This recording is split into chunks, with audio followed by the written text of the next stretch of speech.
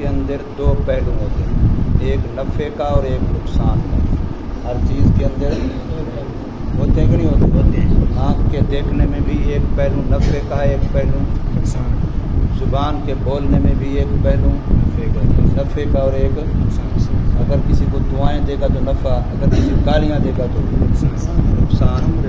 کان کے سننے میں بھی ایک پہلو نفع کا اور ایک پہلو۔ کھانے کی چیز آپ ان کو کھائیں تو آپ بیمار ہوتے کہ نہیں ہوتے؟ کھانے کی چیزوں میں بھی نفع مند بھی ہیں، نقصان والی بھی ہیں۔ پینے میں بھی نفع والی بھی ہیں اور نقصان والی بھی ہیں۔ کیا کہتے ہیں اس کو جس سے وہ جلاب لگ جاتا ہے، وہ پلائیں اگر کسی کو، جمال کوٹا، کیا کہتے ہیں نا کچھ چیز تو پانی میں ڈال کر پلائیں کسی کو تو بس پلاتا جاتا ہے، جب وہ لوٹا اس طرح کی چیز ہے تو اب وہ بھی پینے کی ہے۔ پینے کی چیز بھی ہر چیز نفع والی نہیں ہے اور ہر چیز نقصان والی بھی نہیں ہے۔ میری بات یہ سمجھ آتی ہے کہ نہیں آتی؟ ہر چیز کے اندر دو پہلو، کس میں؟ اولاد اگر اللہ دے اس میں بھی دو پہلو ہیں۔ ایک وہ ہوتی ہے جو آنکھیں ٹھنڈی ہو جاتی اور ایک وہ ہوتی ہے بندہ کہ یا اللہ ویسے ہی ٹھیک تھا۔ بیوی بھی ایسے ہی ہوتی ہے، بیوی بھی ایسے، ایک تو آنکھوں کی ٹھنڈک سکون کا ذریعہ بن جاتی ہے اور ایک یہ بندہ باہر نکل پڑا ہوتا ہے، رہ رہا سکون ہوتا ہے، گھر میں ہے تو عذاب میں پڑ جاتا ہے۔ تو ہر چیز کے اندر کیا ہے عبداللہ صاحب؟ دو پہلو ہیں۔ کون سے؟ نفع کا بھی اور نقصان کا بھی، فائدے کا بھی اور ضرر کا بھی، دونوں پہلو ہر چیز کے اندر۔ اب تم جو لوگ کام کر رہے ہو پڑھائی والا، اس میں بھی دو پہلو۔ بعض بچے تو اپنی پڑھائی میں کچھ چیزیں ایسی ہیں جو آپ کے پڑھائی میں نفع دیتی ہیں اور کچھ چیزیں وہ ہیں جو آپ کی پڑھائی کے کام میں نقصان دیتی ہیں۔ آپ نے پڑھائی کے اندر فائدے والی چیزوں کو اختیار کرنا ہے۔ کیا تکلیف ہے اس میں؟ کیا تکلیف ہے؟ اوپر لکھ بٹنوں کے سارے کچھ چیزیں آپ کی پڑھائی کے لیے کیا ہیں بھائی؟ مفید ہیں، فائدے والی ہیں۔ مثلا آپ نے توجہ سے سبق کو سننا ہے، توجہ سے سبق کو یاد کرنا ہے، توجہ سے سبق کو سمجھنا ہے، استاذ کی طرف دیکھنا ہے، استاذ کی بات کو سننا ہے۔ استاذ آپ سے بات کر رہا ہو، آپ مکھی کے پیچھے پڑے ہوں، استاذ آپ سے بات کر رہا ہو، آپ مچھر کے پیچھے پڑے ہوں، استاذ آپ سے بات کر رہا ہو، آپ نیچے صف سے کھیل رہے ہوں، استاذ آپ سے بات کر رہا ہو، آپ اپنی داڑھی سے کھیل رہے ہوں، ٹوپی سے کھیل رہے ہوں، رومال سے کھیل رہے ہوں، آپ کی توجہ کسی اور طرف ہو، تو یہ چیز آپ کو نفع دے گی نقصان دے گی؟ نقصان دے گی۔ ایسے ہی استاذ بار بار ٹپائی پر بیٹھ کے بیچارہ لکڑی کھڑکا رہا ہے، توجہ کرو پڑھو قرآن مجید والی کلاس میں، اور بچے ٹس سے مس نہیں ہوتے، وہ آپس میں کھیل رہے ہیں، آپس میں باتیں کر رہے ہیں، اتنے ماہر ہوتے ہیں یہ دھوکہ دینے میں کہ دو تین حافظ جی بھی حافظ پڑھے مدرسوں میں ماشاءاللہ، لائن لگے ہوں گے بظاہر قرآن پڑھے یہ کریں، لیکن یقیناً اندر میں آپس میں باتیں کر رہے ہیں اور اس انداز سے ان کا دو ہوتا ہے کہ دیکھنے والا کوئی بھی نہیں کہے گا یہ باتیں کر رہے ہیں۔ جو ماہر ہوگا نا ان کا نباز ماہر، وہ سمجھے گا ہاں یہ ڈنڈی مار رہے ہیں اندر سے، یہ باوجود ہل بھی رہے ہیں، قرآن بھی کھلا ہے، شکلیں بھی ایسے بنائی ہوئی ہیں، لیکن کر کیا رہے ہوں گے؟ باتیں کر رہے ہیں۔ یہ طریقہ نقصان والا ہے نفع والا ہے؟ نقصان والا ہے۔ تو ہر چیز کے اندر ایک پہلو نفع کا ہے اور ایک پہلو نقصان کا ہے۔ ہمارا فرض کیا ہے؟ نقصان والے پہلو سے بچنا ہے اور نفع والے پہلو کو اختیار کرنا ہے۔ نقصان والے پہلو کو چھیڑنا ہی نہیں ہے اور نفع والے پہلو کو چھوڑنا ہی نہیں ہے۔ نقصان والی سائڈ کو چھیڑنا ہی نہیں ہے اور نفع والی سائڈ کو چھوڑنا ہی نہیں ہے۔ سارے بچے سمجھتے نہیں سمجھتے یہ چیز؟ آپ کی پڑھائی کے لیے کون سی چیزیں فائدے مند ہیں یہ سمجھتے ہو؟ ان کو چھوڑنا نہیں ہے اور جو چیزیں آپ کی پڑھائی کے لیے نقصان دینے والی ان کے قریب جانا نہیں ہے۔ وقت پر سونا، وقت پر اٹھنا، یہ پڑھائی کے لیے مفید ہے کہ نہیں ہے؟ ٹائم ٹیبل جو مقرر کیا جائے اس کے مطابق سونا، اس کے مطابق اٹھنا، اپنی اپنی جگہ پر بستر لگانا، اپنی اپنی جگہ پر بستر رکھنا، اپنی اپنی جگہ پر اپنی چیزیں رکھنا، وہاں سے اٹھانا، یہ کیا ہوگا؟ آپ کے لیے مفید ہوگا، آپ کے نفع کی چیز ہے۔ اگر آپ اس کا الٹ کریں گے تو یہ نقصان دہ چیز ہے، ایسے ہے کہ نہیں؟ موبائل شریف کتنا نفع مند ہے، موبائل شریف کتنا فائدے والی چیز ہے،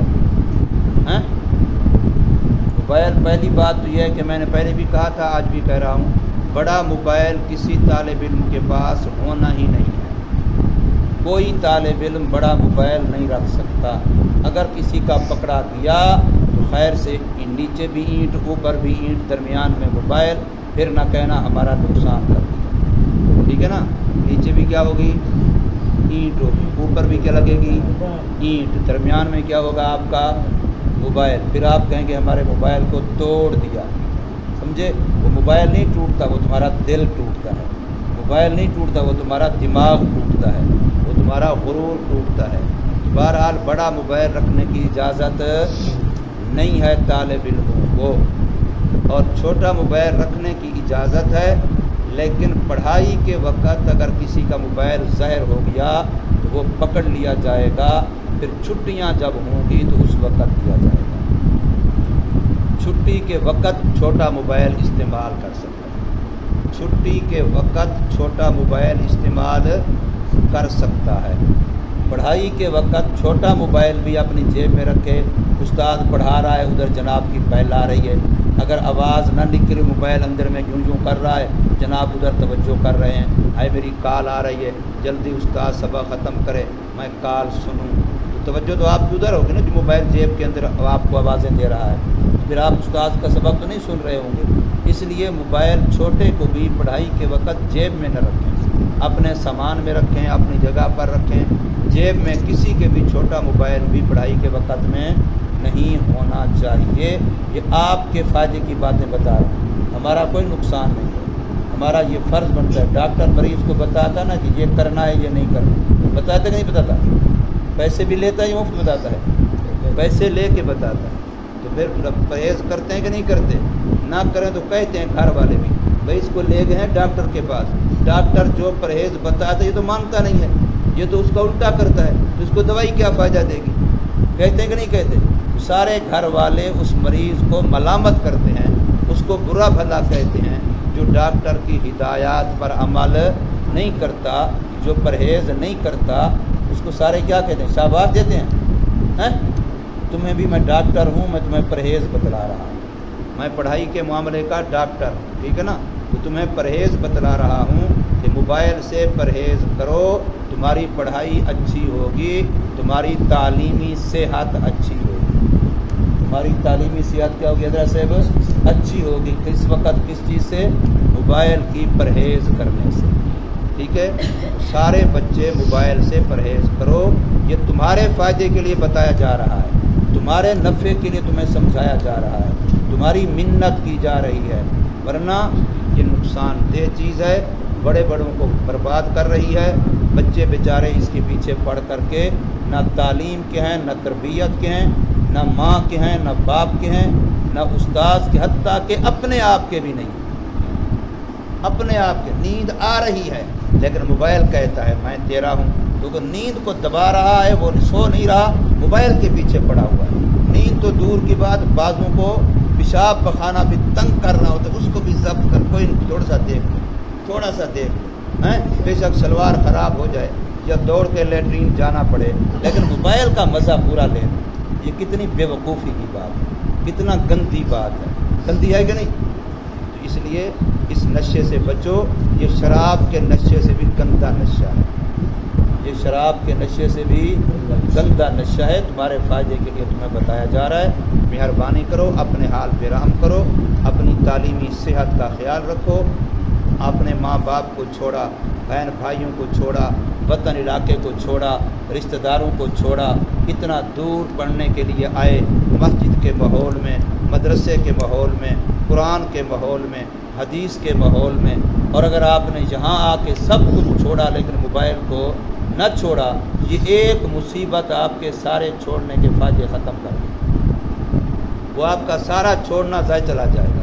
اور اگر آپ اس مصیبت کو چھوڑ دیں گے تو باقی جتنی چیزیں آپ نے اللہ کے لیے چھوڑی ہیں ان سب کا آپ کو فائدہ ہوگا۔ تو سارے اس پر کوشش کرو گے انشاءاللہ، اللہ تبارک و تعالی عمل کی توفیق